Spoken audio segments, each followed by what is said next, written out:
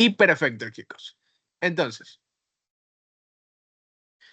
hola a todos, yo soy Ricardo Jiménez Avellán, ¿sí? Yo soy la persona que les va a ayudar con esta clase de micro.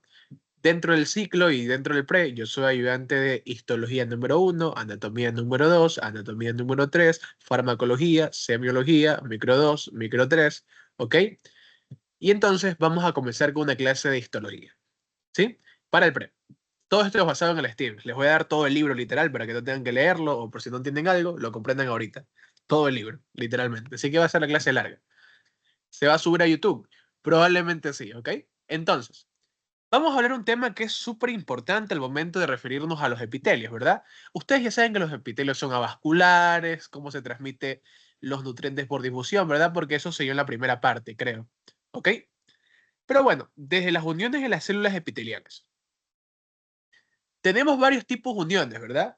¿Qué es lo que permite la unión de las células epiteliales para formar una unidad funcional? ¿Verdad? Recuerden que una unidad funcional es el epitelio. Y el epitelio se forma por células epiteliales, ¿ok? Entonces surge una pregunta. ¿Qué es lo que permite la unión de las células epiteliales para formar el epitelio? Porque recuerden que las células, como tal, las células no quieren estar juntas. Las células no quieren formar epitelios. Las células se quieren largar al torrente sanguíneo a recorrer todo el cuerpo y ser libres por el mundo, ¿sí? Sino que estas son obligadas a estar juntos tanto a la membrana basal, que es lo que está debajo de las células epiteliales, y están obligadas a estar juntas entre sí. ¿Están obligadas gracias a qué? A las uniones celulares, ¿sí? Estas uniones celulares son básicamente adhesiones especializadas, es decir, especializaciones que aparecen tanto en la región lateral, ¿verdad? En la región lateral de las células epiteliales, y aparecen también en la región basal de las células epiteliales, ¿ok? Entonces, región, para ponerlos en contexto, para las personas que no hayan visto la primera clase, esta es la región lateral, el lado, región lateral de la célula epitelial, región lateral de la célula epitelial, y región basal de la célula epitelial, porque es la base de la célula, y porque está en la membrana basal, ¿ok? Bueno, siguiendo con eso, que las unidades celulares son dadas por las adhesiones especializadas. ¿Qué quiere decir esa vaina, Ricardo? Me complica el libro. Básicamente ocurren especializaciones aquí, ¿ok? Aparecen unas cosas que son especializaciones en las regiones de la célula epitelial, ¿ok? ¿Por qué surgen las especializaciones? Ustedes imaginen una persona de muy escasos recursos que recibe el dinero para poder estudiar una carrera. Esta persona de escasos recursos está muy necesitada, ¿ok? Ya que tiene una necesidad muy grande por dinero, es por eso que se decide especializar, supongamos en medicina, ¿ok? Entonces, por eso es que se especializan varias regiones laterales y basales del epitelio, apareciendo así las uniones, ¿verdad? Entonces, ¿ustedes recuerdan qué le da soporte y forma a nuestras células epiteliales? Lo que le da soporte y forma a las células epiteliales es el citoesqueleto, ¿verdad?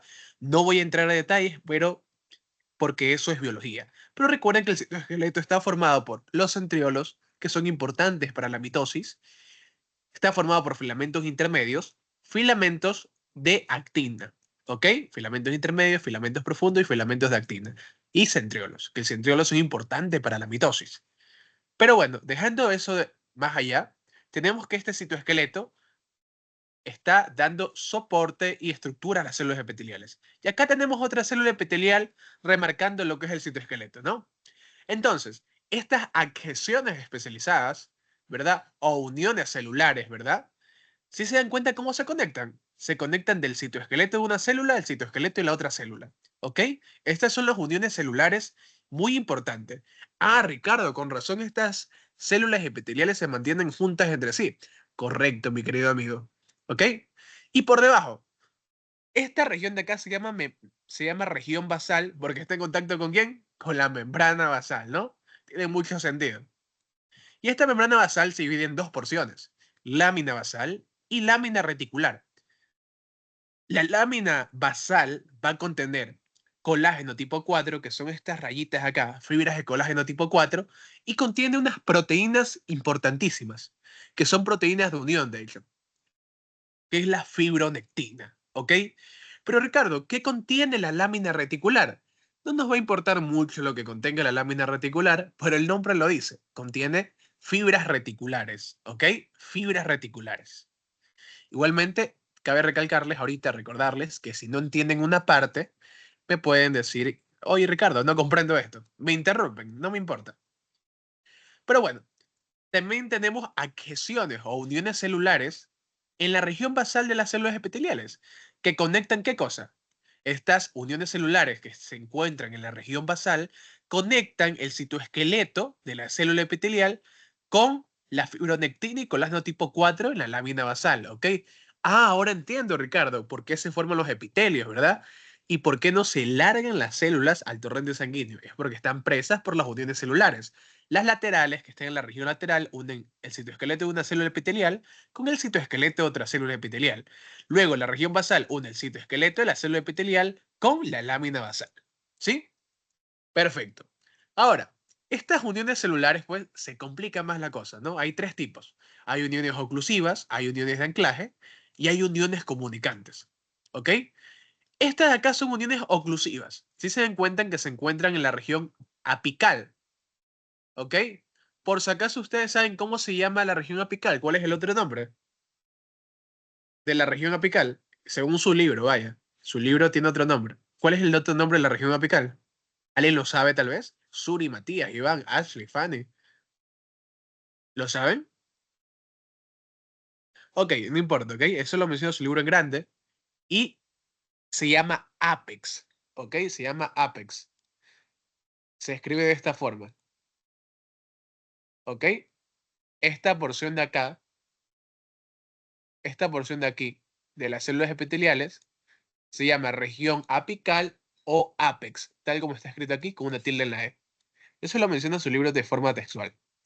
Pero bueno, entonces, cercano a la región del apex o la región apical se encuentran las uniones oclusivas. ¿Qué es un tipo de qué? Es un tipo de unión celular. Perfecto, las uniones oclusivas, ¿para qué creen que sirven? Sirven para formar una barrera impermeable, es decir, no permite el paso de cualquier sustancia. Si se dan cuenta, cómo esto se dirige hacia acá y rebota, ¿ok? Porque no permite el paso de cualquier sustancia. Luego tenemos este tipo de uniones. Si se dan cuenta de dónde aparecieron, estos son el tipo de uniones de anclaje. Estos acá ofrecen tensión mecánica y unión entre célula y célula hasta la membrana basal. Si se dan cuenta que estas de acá van a unirse de la siguiente manera. Unirse citoesqueleto con citoesqueleto y esta va a unir citoesqueleto con la lámina basal, la fibronectina y colágeno tipo 4, ¿ok? Es muy específico esto en las uniones de anclaje, ¿ok? Es muy específico. ¿Y para qué van a servir? Van a servir para anclar las células, es decir, para que estas no huyan por el torrente sanguíneo y se mantengan ahí presas en la lámina basal y uniditas entre sí para formar la unidad funcional que es el epitelio. Pero Ricardo, en el libro menciona algo que también menciona tu diapositiva, que es que ofrecen tensión mecánica y unión entre células y células. ¿Ok? Ustedes hagan de cuenta una cosa, ¿sí? Tengan en cuenta que estas células se quieren largar, ¿ok? Entonces, cuando alguien se quiere ir, por lo general, ¿qué es lo que haces para retenerla? Agarrarla del brazo con mucha fuerza y la otra persona igualmente va a hacer fuerza hacia el lado contrario, ¿verdad? Porque se quiere largar. Pero tú no quieres que se vaya y lo agarras muy fuerte del brazo y le dices, quédate por favor, y te diriges hacia el lado contrario, ¿no? Lo mismo pasa acá, ¿ok? Imaginen que estas células epiteliales se quieren largar, pero esta célula epitelial, a través de estas uniones de anclaje, sostiene o mantiene a esta célula epitelial de acá, ¿ok? Y debido a toda esa fuerza que se está ejerciendo para que las células se mantengan juntas, es que genera tensión mecánica, ¿sí? Ahora, este citoesqueleto de acá, ¿sí? También sucede lo mismo. Estas células epiteliales se quieren largar de la vida. Pero ¿qué es lo que sucede? La lámina basal le dice, por favor, quédense, por favor, y lo comienzas a jalar a través de qué unión? A través de una unión de anclaje en la región basal. ¿Sí? Y como se quieren largar y esta de aquí genera una fuerza contraria, ¿verdad? Entonces se genera la tensión mecánica. ¿Sí? Por eso es que dice eso. Ahora, tenemos las uniones comunicantes. Las uniones comunicantes quiero que la imaginen como esta forma, forma de tubo de Mario Bros. ¿Ok? Forma de tubo, si ven, y tienen una región media, ¿ok? Donde se pueden comunicar varias cosas. Es un tubo, literalmente. ¿Sí? Entonces, la unión comunicante aparece acá. ¿Ok? Aparece acá la unión comunicante. Esa unión comunicante sirve, ojo, miren, sirve para esto. Permite el movimiento de moléculas entre célula y célula. Algo importante que les debo acotar, ¿verdad? Si se dan cuenta cómo se atraviesan las moléculas, se atraviesan entre una le pasa a la otra y la otra le pasa a la otra, ¿verdad? Estas uniones comunicantes están presentes en un tipo de células especiales, que son las células musculares, ¿ok? Células musculares, o también conocidas como las células musculares lisas o células musculares esqueléticas. ¿Cuál es la diferencia entre esos dos tipos de células, Ricardo? La muscular lisa se encuentra por lo general en la capa muscular de los órganos digestivos, esófago, estómago, intestino. Y la capa muscular esquelética se encuentra en nuestras regiones, en nuestras extremidades. Por ejemplo, nuestro bíceps, ¿verdad? Nuestros cuádriceps tienen músculo esquelético. ¿Y cómo yo sé que es músculo esquelético? Porque es un músculo que yo puedo controlar. En cambio, tú no controlas el músculo de tu estómago, ¿verdad? El músculo de tu estómago hace cualquier tipo de movimiento por sí solo. ¿Ok?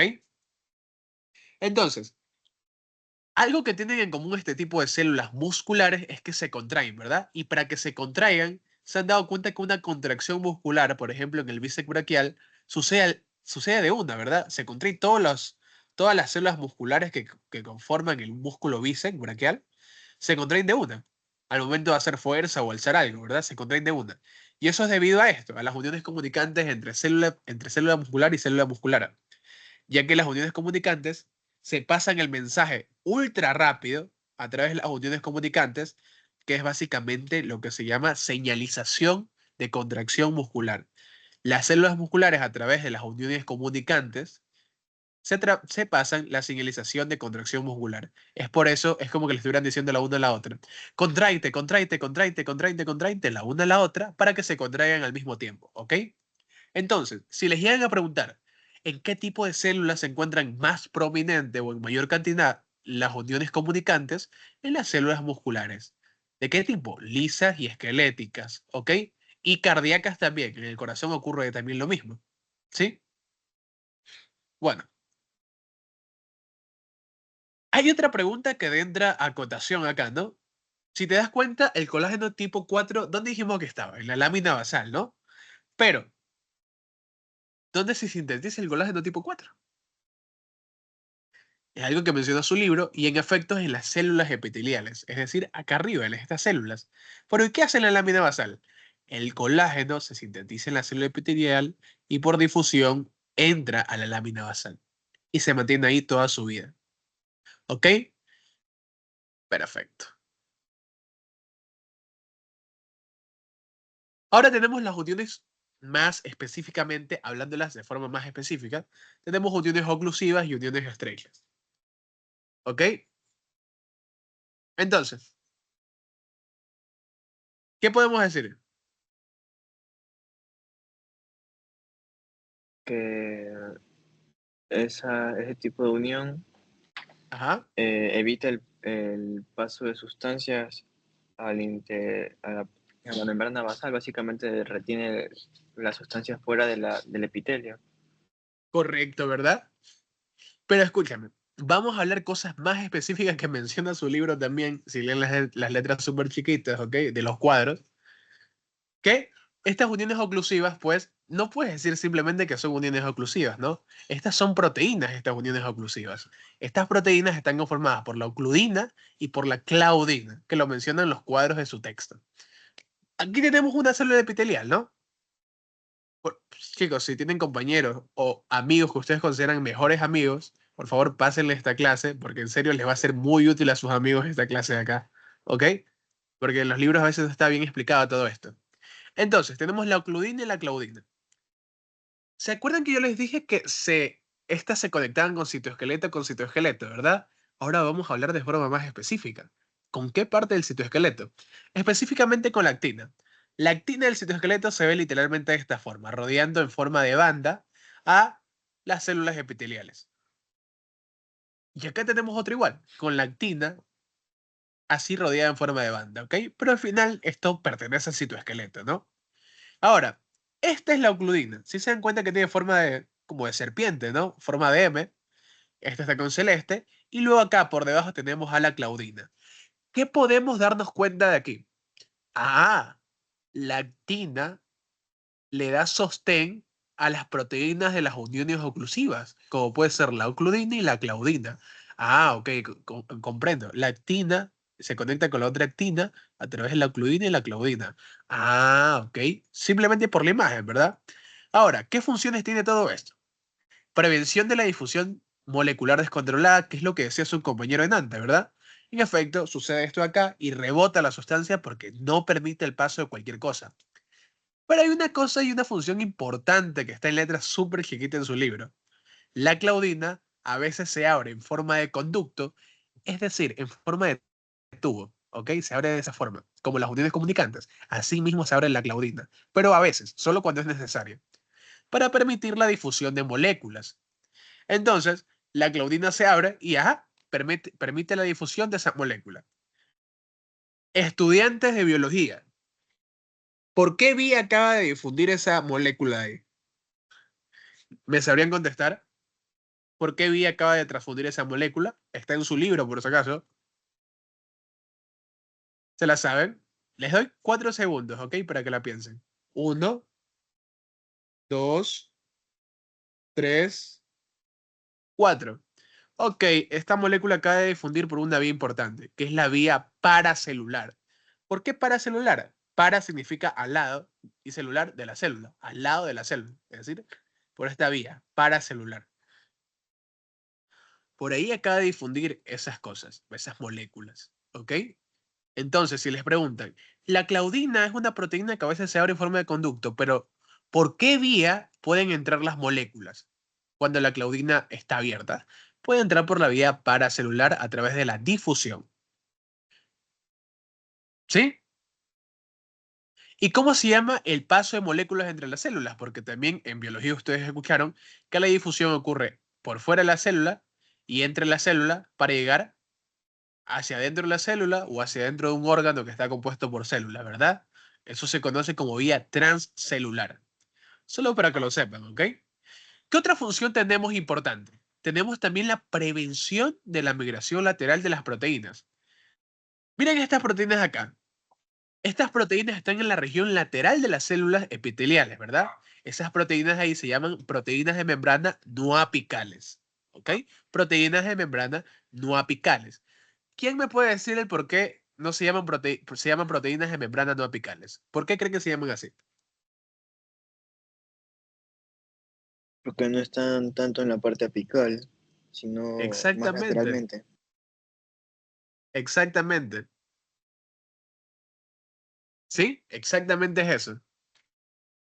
¿Ok? Porque no están en la región apical, sino que están en la región lateral. ¿Sí? Pero un momento.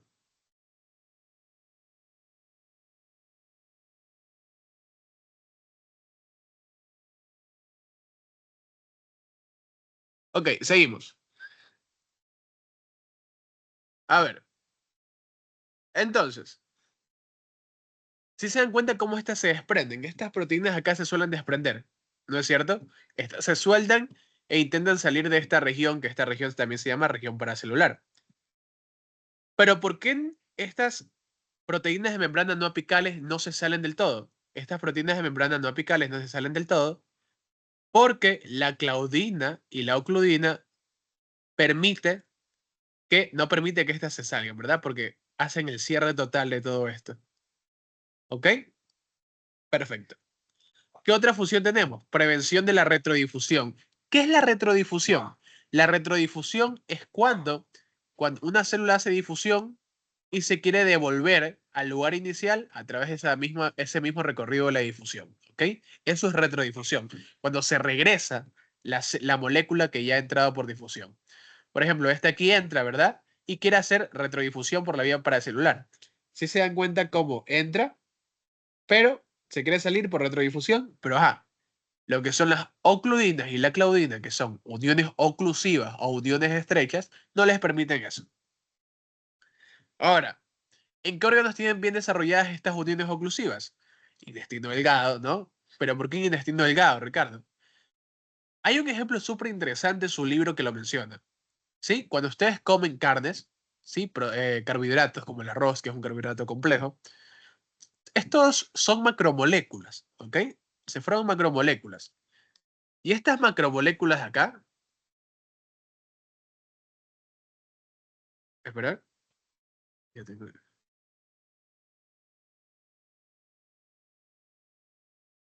y estas macromoléculas pues viajan por tu estómago, llegan a tu intestino, ¿verdad? Que tu intestino es ese allá. Y en este punto, las macromoléculas, ustedes se han oído que el intestino se encarga de absorber todas las moléculas importantes y luego estos viajan a tu sangre, a tu torrente sanguíneo, para que viajen a tus demás tejidos y así se reparten los nutrientes, ¿verdad? Pero ¿qué sucede? Estas macromoléculas son demasiado grandes para pasar por medio del epitelio. Es demasiado grande. Entonces, gracias a las uniones oclusivas, estas macromoléculas no pasan entre las células y células. ¿Ok? Gracias a las uniones oclusivas. Entonces, esto obliga al cuerpo a qué cosa? A enviar enzimas pancreáticas y la bilis. ¿Para qué? Para descomponer estas macromoléculas en moléculas más simples, tal como pueden ser los aminoácidos. Y estos aminoácidos creen que pasan por las uniones oclusivas. ¿Ustedes qué dicen? No, ¿verdad? Estos aminoácidos no pasan por las uniones oclusivas. ¿Ok? No lo pasan. Vamos a hacer un zoom más cercano, ¿ok? A nivel microscópico para ver qué sucede, ¿ok? Para eso tenemos que tener un recuerdo de la biología. Ajá, hacemos un zoom y acá tenemos el sustrato. Recuerden que los aminoácidos son sustratos, ¿ok? Este es el aminoácido. Ah, ahora entiendo, Ricardo. Eso de aquí que está entre medio de una célula epitelial, esta es la membrana celular que tiene fosfolípidos y esta es una proteína transmembrana o bomba o proteína, sí, llámenlo como quiera. Pero ahora entiendo por qué existen estas proteínas transmembranas. Estas proteínas transmembranas transportadoras existen porque las benditas uniones oclusivas no dejan pasar a cualquiera. Ajá, por eso existen, no existen por gusto, ¿no? Todo tiene sentido en medicina. Entonces, estas se abren, literalmente se abren, y el sustrato pasa por aquí, ¿ok? Este es un recuerdo biológico y la importancia que tienen las uniones oclusivas. Ahora tenemos las siguientes, ¿verdad? Las uniones de anclaje. Célula epitelial, citoesqueleto, ¿verdad? Célula epitelial, el citoesqueleto. Las uniones de anclaje ya dijimos que une el citoesqueleto de una célula epitelial con el citoesqueleto de la otra célula epitelial, ¿ok? Pero, ¿qué sucede? En la región lateral, o las que unen célula epitelial con célula epitelial, hay dos tipos de uniones de anclaje laterales. ¿Ok? Dos tipos de uniones de anclaje laterales. Tal como pueden leer ahí, están los desmosomas e uniones adherentes. Luego tenemos acá, bla, bla, bla, todo eso. Pero tenemos estas proteínas de anclaje, estas uniones de anclaje. ¿Ok? Esas de allí, esas de allí, ¿verdad? Son uniones de anclajes basales. Tenemos acá los hemidesmosomas o también existen las de contacto focal. ¿Sí? Esos son los dos tipos de uniones de anclaje de la región basal. Ahora, aquí surge otra pregunta.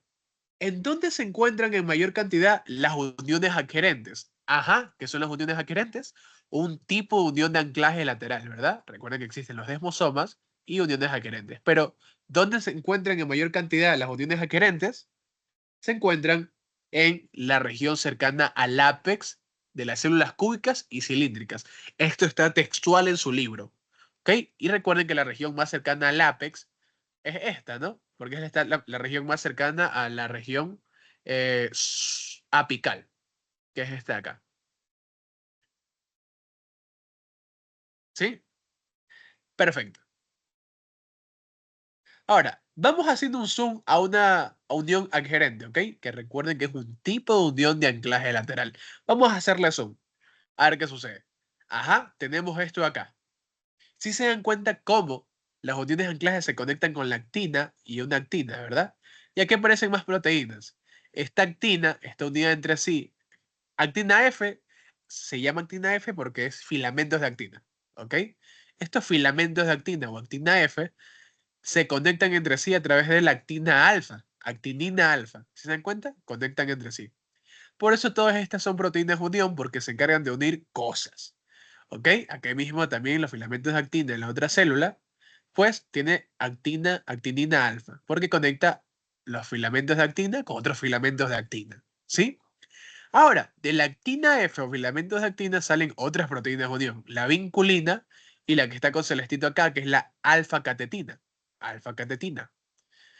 Y estas acá, la vinculina y la alfa-catetina, catenina, se encarga de unir a los filamentos de actina con esta proteína de acá, que es la beta-catenina.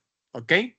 Y ahora, la beta-catenina se encarga de unir la vinculina y la alfa-catenina con la cadherinae.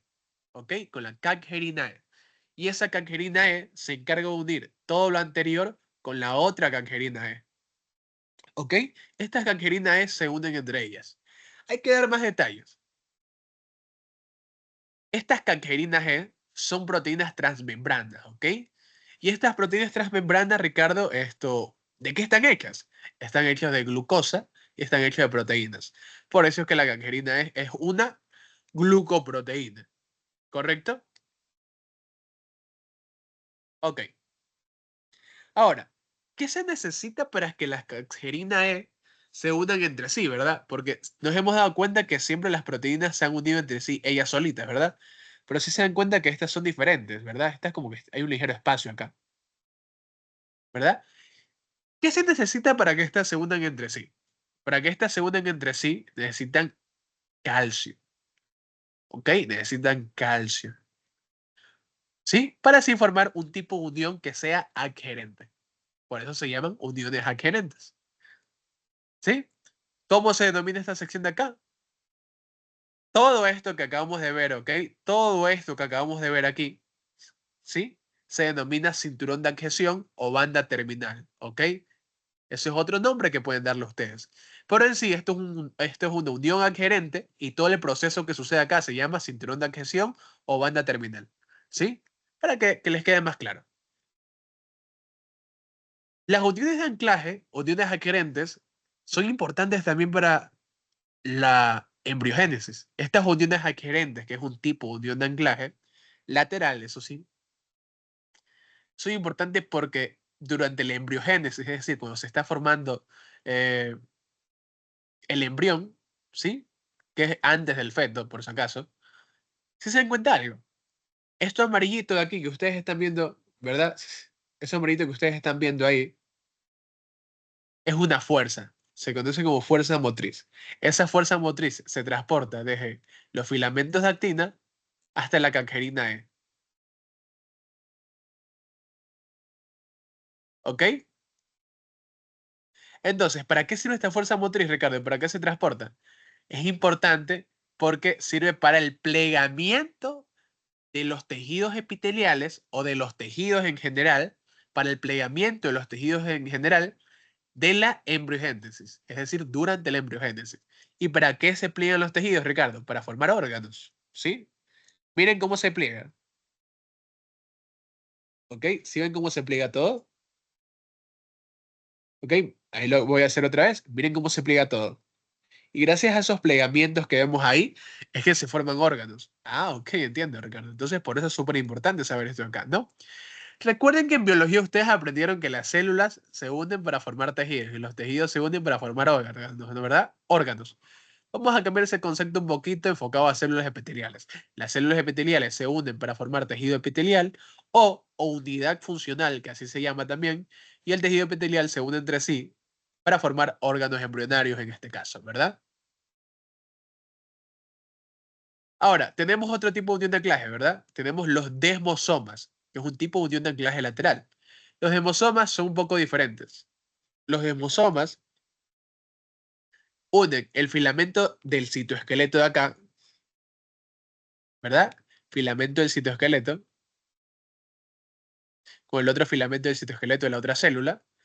Y miren, aquí surge una proteína de unión. Esta es proteína de unión intracelular. Proteína de unión intracelular. Esta proteína de unión intracelular une al filamento del citoesqueleto con la proteína transmembrana de unión.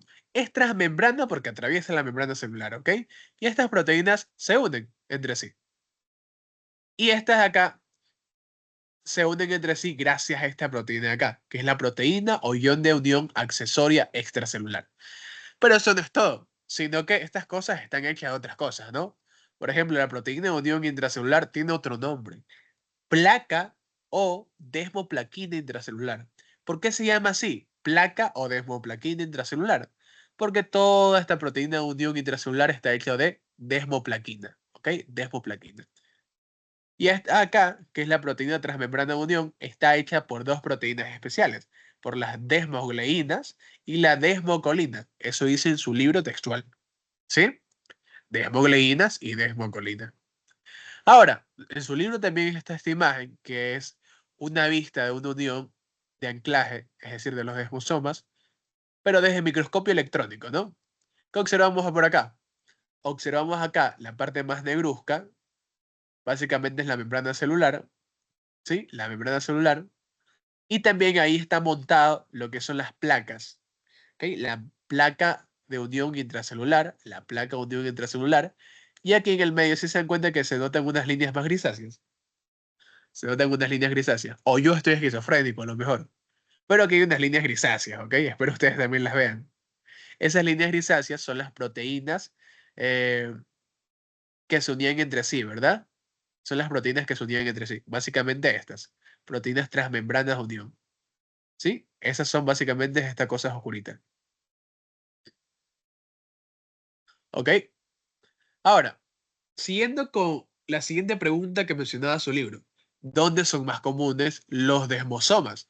Los desmosomas son más comunes en la piel. Y hay una importancia clínica de saber sobre los desmosomas, ¿ok? Si ustedes quieren ser doctores, claro, en un futuro. O específicamente quieren especializarse en patología, que ahí es donde ves bastantes placas histológicas. ¿Cómo sabemos que un tumor desconocido, o que hay un tumor cualquiera? Ustedes saben que son un tumor, ¿verdad? Es un crecimiento en forma de masa en cualquier órgano o tejido. Pero bacán, si un tumor está en el pulmón, es un tumor pulmonar, ¿verdad? Si un tumor está en la piel, es un tumor de la piel. Si un tumor está en el cerebro, es un tumor cerebral, ¿verdad? Toda la lógica del mundo. Pero recuerden que los tumores se forman porque las células cancerígenas, por lo general, ¿ok? Las células cancerígenas, por lo general, hay tumores benignos, pero las células cancerígenas suelen hacer metástasis, viajan por el torrente sanguíneo, ¿ok?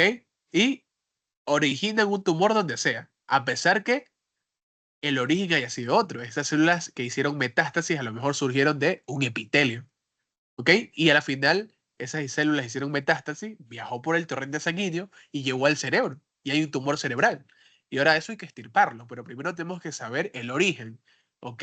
Y el origen es muy importante. ¿Cómo yo sé el origen de ese tumor cerebral que tenemos? Yo lo sé gracias a que hacemos un estudio de laboratorio en la cual observamos por microscopio una parte del tumor y observamos que tiene presencia de desmosomas. Si ese tumor tiene desmosomas, significa que es de origen epitelial. ¿Sí? ¿Sabían todo eso, chicos? ¿Lo habían leído? ¿Lo vieron en alguna de sus clases? ¿Sí? ¿Todo comprendido por ahora? ¿O hay algo? Dime, Matías. Sí, de mi parte todo, todo comprendido. Perfecto, ¿ok? Y denme un momento que ya vuelvo y seguimos con los uniones, ¿ok? Porque esto es súper tomado y por eso es que me he esforzado bastante para que lo comprendan. Como les dije, si hay seres queridos, ustedes que están también en el pre, pásenles el link, ¿sí? Para que comprendan esto también. Ya vuelvo, chicos, denme unos pocos minutos, no se vayan, ¿ok?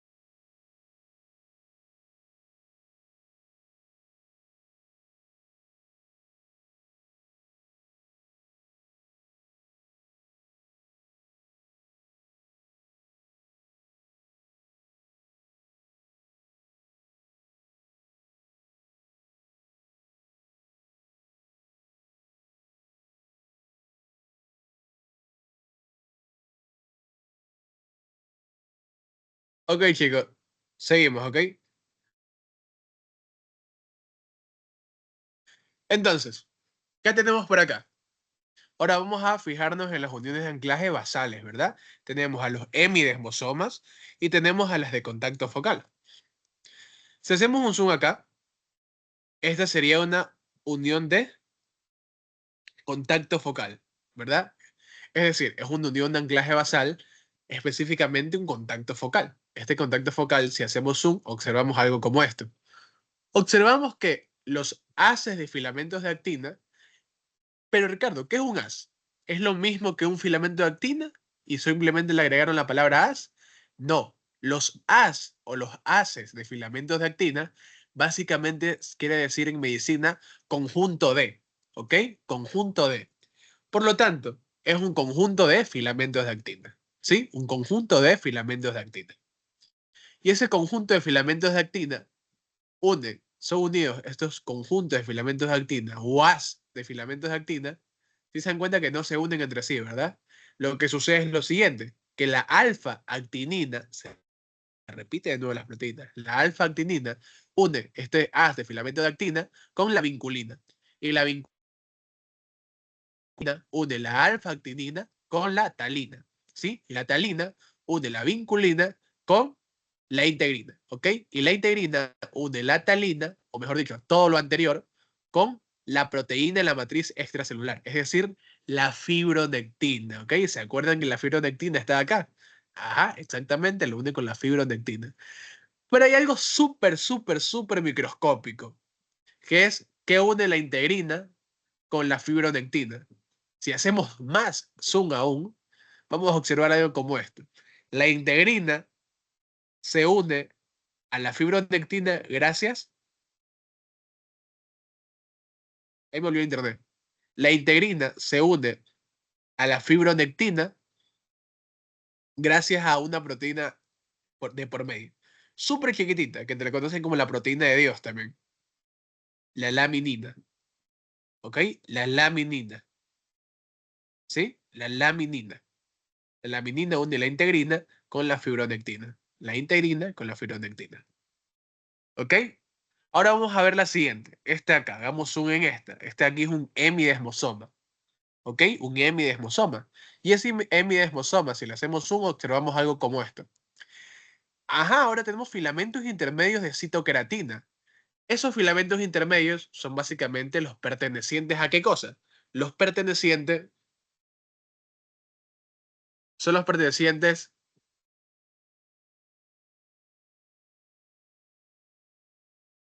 ¿ok? Son los pertenecientes al citoesqueleto. ¿Ok?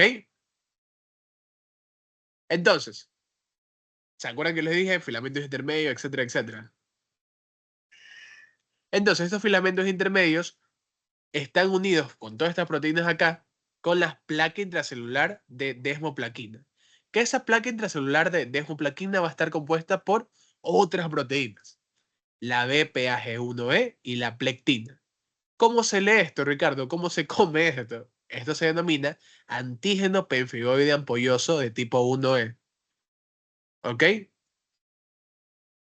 Ahora, este acá es una proteína transmembrana de anclaje.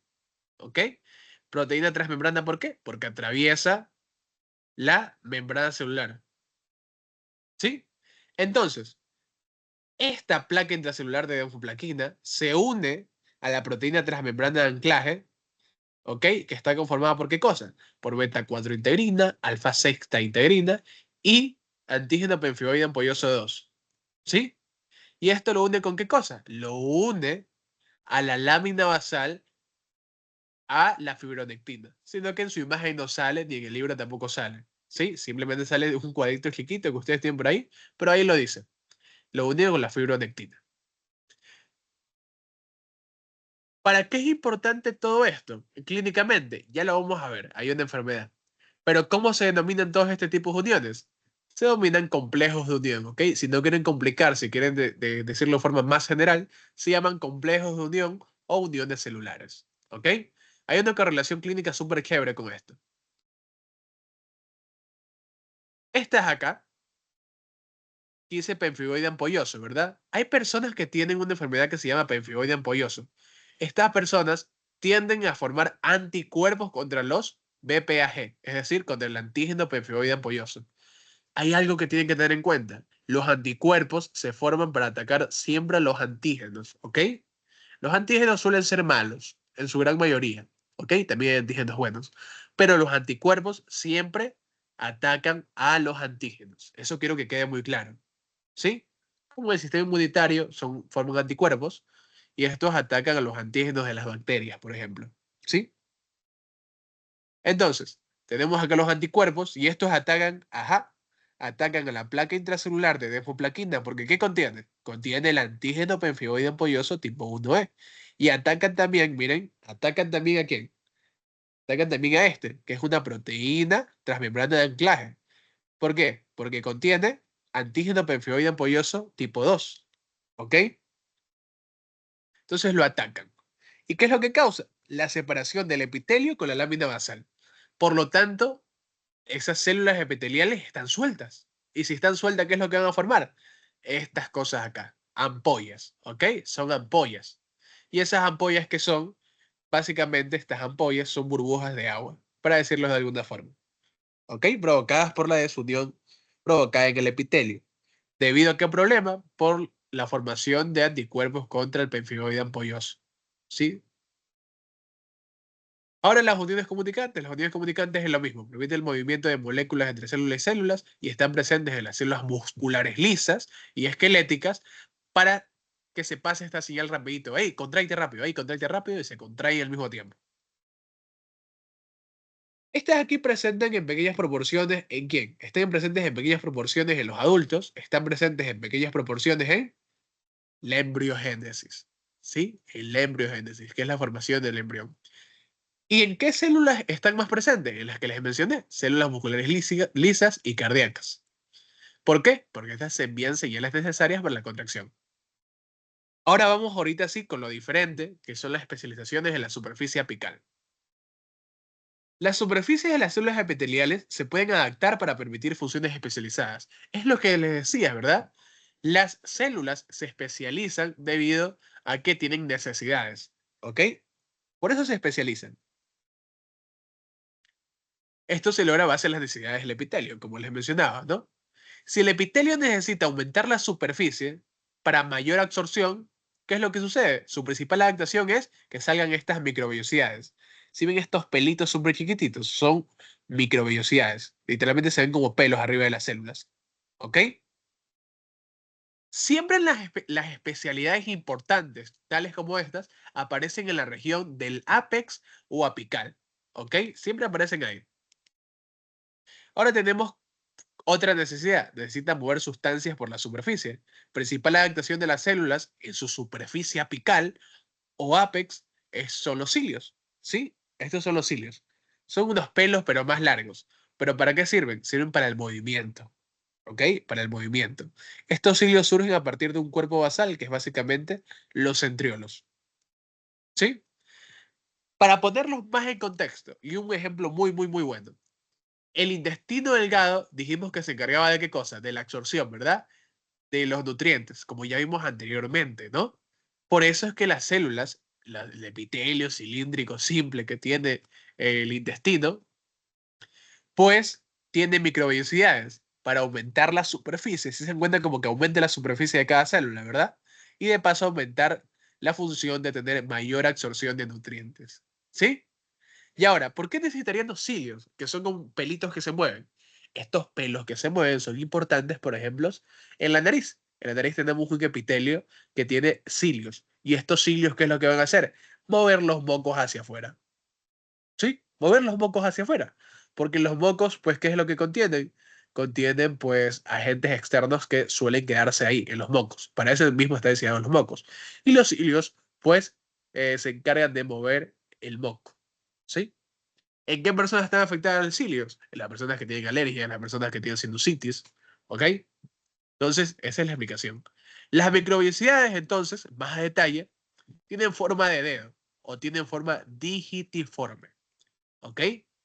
Y estas se mantienen estas se mantienen en su forma de dedo gracias a un haz de filamentos de actina o centro de actina, ¿verdad? ¿Qué era un haz de filamentos de actina? Conjunto de filamentos de actina, ¿ok? Y este conjunto de filamentos de actina, que es cada una de estas rayas rojas, ¿ok? Se mantienen unidas entre sí por unas proteínas. Proteína unión de actinas, ¿ok? Que tenemos a la fibrina y la fascina que menciona su libro. Hay muchos más, pero esas menciona su libro. ¿Y quién une los haces de filamentos de actina hacia la membrana plasmática, que sería esta, de acá? Serían las proteínas de anclaje lateral, como puede ser la miosina, ¿ok? Perfecto. Si se dan cuenta que aquí hay una región amorfa de la punta. Ya vamos a ver por qué esto es importante. Aquí hay una porción de gelatina, ¿ok? ¿Y por qué hay una porción de gelatina? Esto es como un escudo, ¿ok? Imaginemos que aquí tenemos un zapato y este zapato quiere pisar esto hacia abajo. Gracias a esta región amorfa de la punta que contiene gelatina, es que por mucho que pisemos esta microvellosidad, esta no se hunde hacia abajo, ¿ok? Gracias a esta región amorfa. Ahora, ¿qué tenemos? Que estos haces filamentos de actina, ¿hacia dónde van? Van hacia acá, ¿no? A la corteza de actina. Es decir, los haces de filamentos de actina se anclan a la corteza de actina, que es básicamente esto, ¿sí? Esto de acá. Y la corteza de actina se ancla a la membrana celular, que sería esta, la membrana celular, a través de la espectrina, ¿sí? Ahora, estos acá son filamentos de citoqueratina, pero simplemente están en el dibujo para hacer entender que eso vendría a ser, pues, el citoesqueleto. Ahora, esta región de arriba tiene enzimas y proteínas de la membrana celular. Tiene la lactasa y tiene la fosfatasa alcalina. ¿Para qué sirven estas enzimas a nivel del intestino? Porque están presentes ahí en mayor proporción estas enzimas o proteínas. Sirven para descomponer los alimentos que pasan, ¿ok? ¿Y cómo vamos a detectar estas enzimas? Por inmunohistoquímica, que es un tipo especial de tinción para las células. ¿Dónde están más desarrolladas estas microvellosidades? En el riñón. Si se dan cuenta, aquí tenemos un corte transversal de riñón y vemos estos pelitos en los túbulos del riñón. En el intestino delgado, si se observan acá, vemos epitelio cilíndrico simple con células caliciformes. Las células caliciformes son estas blanquitas. Estas segregan moco con mucina. Y se dan cuenta que hay muchos pelitos por acá. Ya, pues es para aumentar la absorción. Ahora, existe una versión más alargada de las microvellosidades, ¿ok? Que se lo conoce como el pseudocilio, es decir, el falso cilio. Se conoce como esterocilio, ¿verdad? Se dan cuenta, microvellosidades y esterocilios aquí. Y los cilios. Los esterocilios son más largos. Pero los estereocilios no tienen movimientos, ¿ok? Son un tipo de microvellosidad, sino que han crecido mucho más. Estos están en órganos como el epidídimo, ¿verdad? El epidídimo, que esto luego cambia el conducto deferente. Por aquí viajan nuestros queridísimos espermatozoides, ¿no? Pero los espermatozoides viajan en un líquido tipo lechoso, ¿ok? Tipo lechoso. Entonces el epidídimo, que es lo que he marcado aquí, y donde se encuentran nuestros queridísimos estereocilios, acá tenemos los estereocilios. Si se dan cuenta que estos conductos, porque hemos hecho un corte transversal a esto, no es que se vea así. Estos conductos del epidídimo, pues contienen estereocilios ¿para qué? Para absorber ese líquido lechoso en el que viajan los espermatozoides, ¿ok? Lo absorben, ¿sí? Lo absorben, ese líquido lechoso. Entonces así los espermatozoides viajan solos.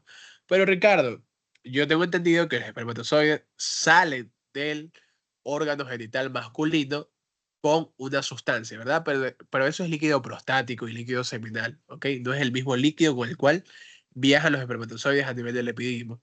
¿Sí? Esa es la diferencia. Entonces, los heterocilios, en este caso, que el epidídimo, se encargan de absorber ese exceso de líquido. También se encuentran acá, en la cóclea, en el oído interno del ser humano. ¿Sí? La cóclea. Si se encuentra que está en el oído, en el conducto del oído, pues bueno, esta pequeña forma la vamos a hacer zoom y vamos a tener algo como esto.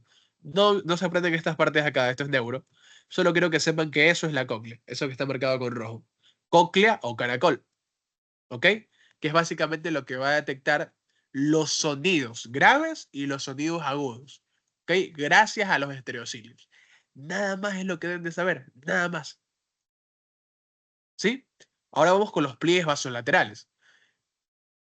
Suelen estar presentes en células como el riñón, ya vimos una placa de riñón, y las glándulas secretoras. Una glándula secretora puede ser las glándulas salivales, otra glándula secretora puede ser la mama, ¿verdad? Que la mama se vuelve una glándula secretora activa por dos razones. Cuando la mujer está embarazada y tiene altos grados de estrógeno y progesterona. La otra razón es cuando una mujer recibe un contacto mecánico estimulante, ¿sí? Contacto mecánico estimulante a la mama muy fuerte. ¿Ok? En esas ocasiones, la mujer, por mucho que no esté embarazada, pues va a volver sus mamas una glándula secretora. ¿De qué? De leche, por lo general. ¿Sí? Esas son las dos opciones. ¿En qué regiones están presentes estos pliegues vasolaterales? Están presentes en la región vasos laterales, ¿ok? Vasos laterales, es decir, la región lateral y la región basal. Por eso es que dicen regiones vasos laterales. Entonces, ojo y atentos. Esto es una célula epitelial normal, sin pliegues vasolaterales. Y esto es una célula epitelial con pliegues vasolaterales. Estas de acá se denominan también células epiteliales estriadas. ¿Pero por qué, Ricardo? Porque contienen muchas mitocondrias, ¿ok? Y esas mitocondrias, ¿qué es lo que hacen? Recuerden que esto se ve en el microscopio, ¿ok? Y estas mitocondrias, si se dan cuenta, como que forman unas líneas horizontales, ¿verdad? En el microscopio, pues, se ven como que la célula estuviera rayada, ¿ok? Porque se forman unas líneas entre estas mitocondrias, ¿ok? Principalmente acá, en esta región basal. Se forman unas líneas y por eso las células epiteliales se llaman estriadas, porque como que tienen unas rayas en el microscopio. ¿Por qué tanta mitocondria? Porque se necesita energía para el transporte de iones y sustancias. ¿Sí? Por eso. Pero no entiendo, porque se necesita energía para el transporte de iones y sustancias. ¿Y por dónde se transportan los iones y sustancias? Por las proteínas o bombas transmembranas. Que adivinen en dónde están presentes estas acá. Estas proteínas transmembranas están presentes en los pliegues laterales. ¿Sí? Si hacemos un zoom acá, les pongo otro ejemplo, ¿verdad? El ejemplo clásico, pero clásico de las bombas. ¿Quién de ustedes sabe qué entra y qué sale en la bomba sodio y potasio? ¿Quién se lo sabe? A ver. Entra, si no recuerdo, el sodio y sale el potasio.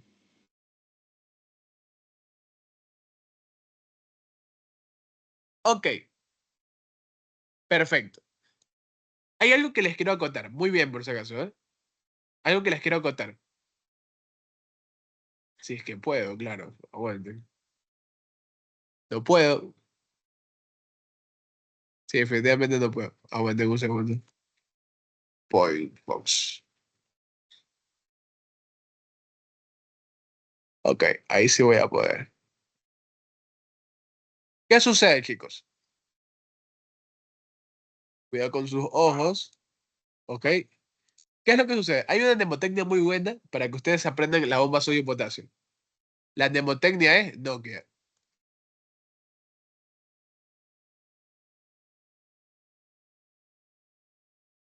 La N, ok, la N va a representar al sodio, porque la Na es sodio, ¿verdad? Y la O va a representar oxide. Oxide. Entonces así saben que el sodio sale. Y la K representa el potasio, ¿verdad? Y el potasio, y la A y la I, perdón, la I va a representar inside. Entonces el potasio entra. ¿Ok? Ustedes aprenden qué es la mnemotecnia y ya se saben la bomba sodio y potasio. ¿Sí? Que entra y que sale. Ahora, ¿qué es lo que hay que luchar para saberse? ¿Cuántas moléculas de cada cosa entra y sale? ¿Ok? Pero recuerden que le hicimos zoom a esto, ¿verdad? Le hicimos zoom a esto de acá. Esta bomba sodio y potasio está en un pliegue vasolateral. ¿Sí? Eso es lo importante. Entonces aquí se va a ver importante todo esto, ¿ok? Estos tres iones de potasio van a salir. Pero si se dan cuenta que la bomba o la bomba de protones o la bomba sodio y potasio no se abre, ¿verdad? ¿Por qué? Porque necesitamos ATP. Ah, ahora te entiendo, Ricardo. Esas bombas de iones de potasio, por ejemplo, sodio-potasio, o las bombas transmembranas, necesitan ATP. Por eso es que en esas células estriadas, o que tienen regiones o pliegues vasos laterales, Es que tienen tantas mitocondrias, porque las mitocondrias generan ATP, y ese ATP es necesario para abrir estas bombas transmembranas. Y al darle ATP, pues las bombas se abren y por fin pueden salir nuestras queridísimas 3 moléculas de sodio. Se cierra nuestro ATP. ¿Qué sucede? Se gasta, ¿no? Y por lo tanto se diferencia en una molécula de fosfato y otra de ADP. Entonces, los dos de potasio, ¿qué es lo que ocasiona? Que desaparezca ese ion fosfato y así se abra nuestra queridísima bomba sodio-potasio otra vez y entran dos de potasio. ¿Sí? Básicamente es eso. Por eso son importantes el ATP, o mejor dicho, las mitocondrias en las células estriadas o con pliegues vasolaterales. ¿Ok? Tenemos las placas de membrana, son una estructura especializada que se observa en el urotelio. Chicos, sí saben qué es el urotelio, ¿verdad? Vieron en la clase anterior, creo que con Valeria Viteri, ¿verdad? Sí, ¿vieron acerca del urotelio? Sí, ¿no?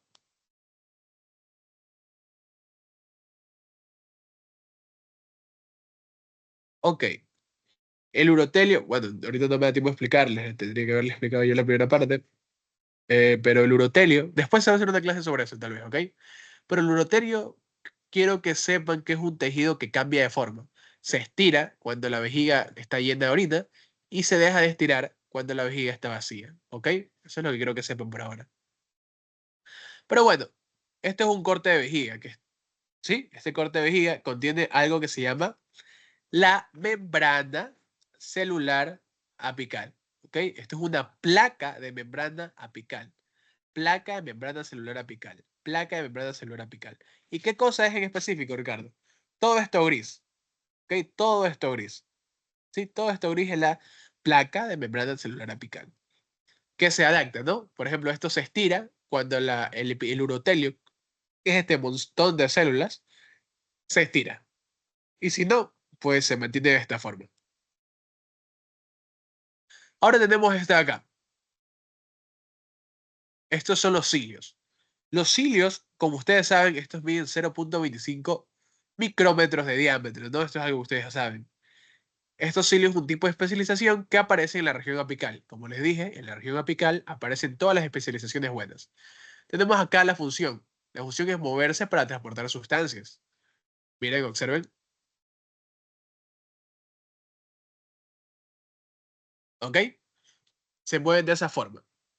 Entonces, los cilios que aparecen en la región apical, que se ven de esta forma, nacen a partir de una extensión del citoesqueleto o del centriolo. Y los centriolos, a su vez, se unen y forman lo que nosotros denominamos cuerpo basal. ¿Sí? Que sería esta porción de acá. Esto más negruzco. Cuerpo basal, formado por una unión de centriolos. Ahora, ustedes saben cómo están formados los microtúbulos, ¿verdad? Los microtúbulos están formados por adenómeros de tubulina alfa, beta, por lo positivo, por lo negativo. Eso es biología básica, por si acaso. Entonces, esto no lo voy a explicar. Vamos a histología. Ok, pero vamos a ver la estructura de un cilio y por qué dicen que es un axonema 9 por 2. Y qué es un axonema también.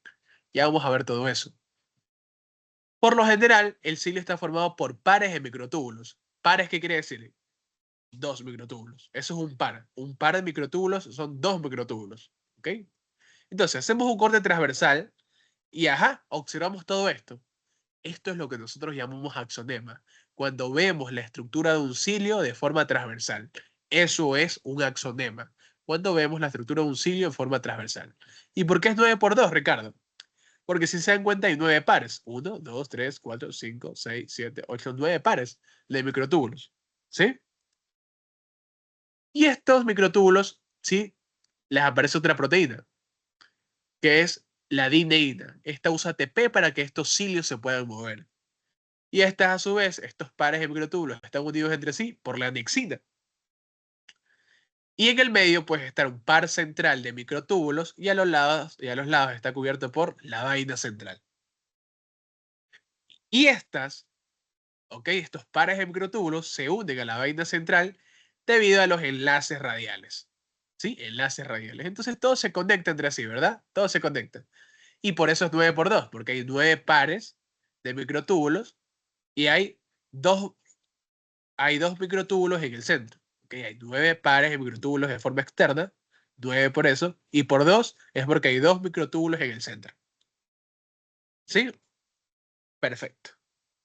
Ahora, esto es una clase que una vez en YouTube, pero se me borró todo, entonces tuve que grabar mi propia clase. Entonces, tenemos esto. Los cilios se mueven de esta forma y el axonema cambia acorde a se mueven los cilios. Si ven acá cosas moraditas, estos son básicamente, pues, moléculas que deben moverse. Entonces, si se dan cuenta cómo se mueve, la parte central, miren, se mueve hacia dónde? Hacia la periferia.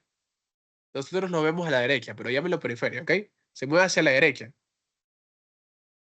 la parte central. Y eso ocasiona el movimiento de todos los pares de microtúbulos, ¿sí ven? Ocasiona el movimiento de todos estos, para que se mueva esta sustancia aquí rosada, ¿verdad? Todo esto sucedió en un movimiento rápido. Esto se llama movimiento rápido, ¿ok? Y ahora en este punto, miren, si se dan cuenta hacia dónde se está moviendo esto, se está moviendo hacia el lado contrario. ¿Sí se dieron cuenta? Se mueve hacia el lado contrario. ¿Y esto es para qué? Para que los cilios recuperen su forma, ¿ok? ¿Y eso en qué tipo de movimiento lo hace? En un movimiento lento de recuperación, ¿ok? Un movimiento lento de recuperación. Ahora, tenemos esta diapositiva de acá. ¿Dónde son más evidentes los cilios? ¿En qué tejidos? En la tráquea. Esto es la tráquea, ¿verdad? Hacemos un corte transversal a la tráquea y nos queda algo como esto. Estas células blanquinosas que vemos aquí, estas secciones en blanco, son células caliciformes que segregan moco, mucina, ¿ok? Pero lo que quiero que vean son los cilios. Estos son cilios, ¿ok? Estos pelitos aquí arriba. Esos pelitos de ahí arriba sirven para la tráquea para mover el moco o agentes externos hacia arriba y finalmente expulsarlos en forma de estornudo. ¿Ok? Porque imagínate que se tendrían esos agentes externos por la tráquea, los bronquios principales, que son estos de aquí al lado, y finalmente los pulmones. Te dan una neumonía, pues una infección de pulmón. Entonces tú no quieres eso y tu cuerpo tampoco. También se encuentran en dónde, en los cilios, en las trompas de falopio, ¿verdad? O las trompas uterinas. Si hacemos un corte acá, observamos algo como esto, y si hacemos un zoom acá, observamos algo como esto. Tenemos que hay un epitelio cilíndrico simple, y en ese epitelio cilíndrico simple, pues, que tenemos? Células ciliadas, que son estos cilios acá. Aquí vemos los cilios claritos. ¿Ok? Esos son los cilios. ¿Y para qué me sirven estos cilios, Ricardo? Cuando las mujeres ovulan, ¿verdad? Tienen un óvulo, ¿verdad?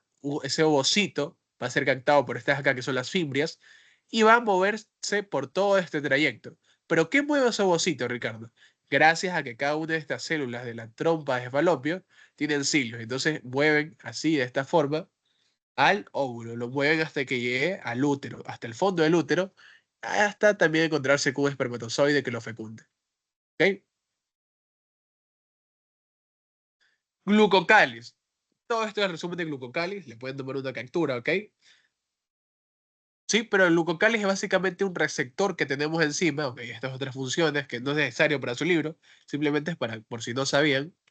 Pero el glucocáliz es básicamente algo que nos va a nosotros determinar. Aquí tenemos una célula, aquí tenemos otra célula epitelial, y el glucocáliz es importante para saber qué célula es buena y qué célula es mala, ¿ok? Es un tipo de proteína que se mezcla con glucosa, es un tipo de glucoproteína. Este es el glucocáliz, que se encuentra en la membrana apical, la región apical. El glucocáliz sirve para poder identificar, esto es una célula del sistema inmunitario, ¿verdad? Esta célula del sistema inmunitario va a poder identificar a través del glucocáliz de la célula si son buenas o malas. En este caso, el glucocáliz está amarillo, estas son buenas. Pero si el glucocáliz de una de estas se vuelve malo, es decir, se vuelve rojo, entonces la célula inmunitaria, ¿qué es lo que va a ocasionar? Va a ocasionar que se muera. Es decir, que ocurra la apoptosis. ¿Y apoptosis qué es? Muerte celular programada. Va a poner unas moléculas dentro y va a hacer que ésta se muera, ¿sí? Programadamente, es decir, apoptosis. Explota. ¿Sí? Eso es el glucocáliz. Esto por lo general le ocurre en las células cancerígenas que eran buenas y se vuelven malas, su glucocáliz cambia. ¿Ok? Bueno, ahora vamos a ver con las adaptaciones secretoras. Tenemos que estas básicamente, estas adaptaciones secretoras o adaptaciones celulares, modifican sus organelas, es decir, en su tamaño y el número acorde a lo que van a segregar cada molécula o cada célula epitelial, perdón. Acorde a lo que va a segregar cada célula epitelial, estas organelas se expanden o crecen, se desarrollan menos o hay más número. Por ejemplo, entre todas las adaptaciones celulares o adaptaciones secretoras, tenemos las secreciones de proteínas, mucina, esteroides y iones. ¿Ok? Las que secretan proteínas se lucen así. Tenemos que tienen un retículo endoplasmático rugoso más grande, muy desarrollado, y confiere el color violáceo al citoplasma, ¿ok? Cuando lo ves en el microscopio. Si se encuentran estos puntitos morados, esos son ribosomas. Los ribosomas son los que generan a partir del proceso de transcripción una cadena de aminoácidos larga y proteínas a través de esa formación de cadenas de aminoácidos, ¿verdad? Eso es transcripción y biología, ustedes ya lo saben. Entonces, es normal que el retículo endoplasmático rugoso esté muy desarrollado, ¿verdad? Por la cantidad de ribosomas que habría. También esto contiene un aparato de Golgi supranuclear porque está arriba del núcleo, muy poco desarrollado, por eso es casi invisible. Y estas células también contienen proteínas empaquetadas, que estas son proteínas empaquetadas, ¿verdad? ¿Empaquetadas por quién? Por el aparato de Golgi. Porque de aquí salen las proteínas y las proteínas van al aparato de Golgi y se empaquetan. Entonces tiene varias proteínas empaquetadas este tipo de células para salir por exocitosis. Exocitosis es cuando estas proteínas empaquetadas se fusionan con la membrana celular y al fusionarse dejan el contenido hacia afuera. ¿Ok? Luego están las que segregan mucina. Estas son células secretoras de mucina. Son transparentes por lo general. Sí, estas son las que vienen en la tráquea. Son transparentes porque segregan moco, es decir, mucina. Por eso son conocidas como células caliciformes.